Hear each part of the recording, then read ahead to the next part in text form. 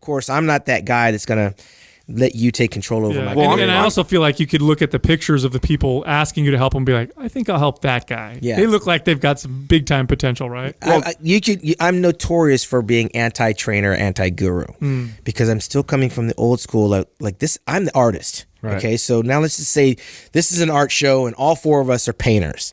And we walk in this room and all we got is a blank canvas and our brushes and our oils. And it's an even playing field because we all have the same tools to work with, just as a bodybuilder does. But we're all independent. And there's our judge sitting there telling us to draw. Well, we're all going to come from a different place. You might draw the ocean. You might draw some cars. You draw some birds, and I might draw a person. When we're done, however long that might take, we're going to have to turn those pictures around and let them judge it. A physique show is no different. Because there's Nasser, and there's Flex, and there's Ronnie, and then there's me. We don't even look anything alike in terms of genetic makeup. But somebody's got to pick a winner. We might look close in terms of the artistry. It might look, he's really big, and he's really cut, and he's got nice lines, and I pose the best. Someone's got to pick a winner out of these forms of art. Well, I want to sign that picture with my name on it. I certainly don't want your fingerprints all over my work.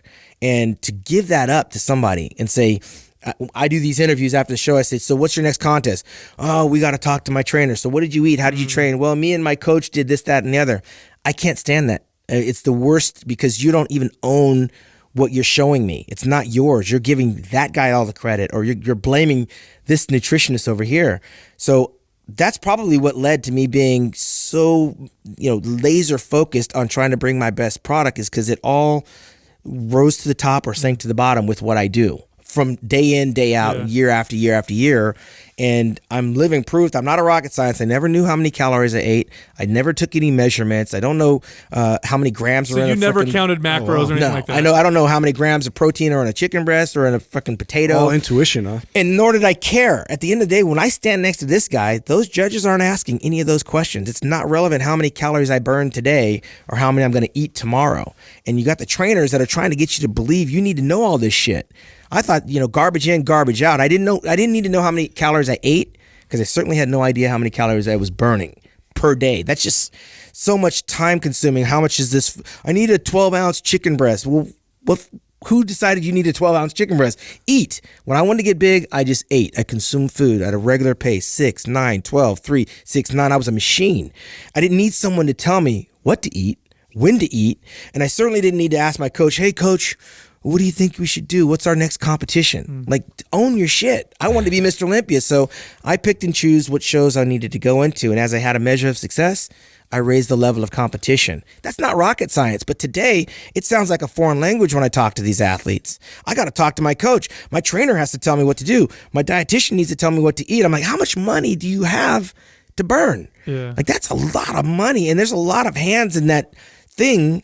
And then when it doesn't go right as an athlete, you sit back and you start taking inventory. Well, where did we go wrong? And of course, the trainer's going to be like, he's got 10 other athletes. Hey, leave me a voicemail. I'll get to you when I'm free. I discourage athletes from giving away what they should own, especially in the beginning. Learn your body. Use the mirror as your guide. Bulk up and diet down and see what you're able to do on your own. I almost feel like it's because they try to rush it, because I think someone like yourself, for sure you got better at what you were doing over time because you learned your body. You knew, I need to eat more of this. Yeah, I need to eat more of this. I need to eat a little more of that. I know what makes me feel bloated. I know what gives me more energy. I know what builds more muscle for me. Whereas I think a lot of the current, athletes go in and be like, okay, I want to compete. I want to be on stage in a year. I don't know my body. Tell me what to do. And they pay for that. And you know what? There's no return on that. If you have a little bit of success, then the guy winds up reeling you in even more, right? Now you need me because I helped you become who you are.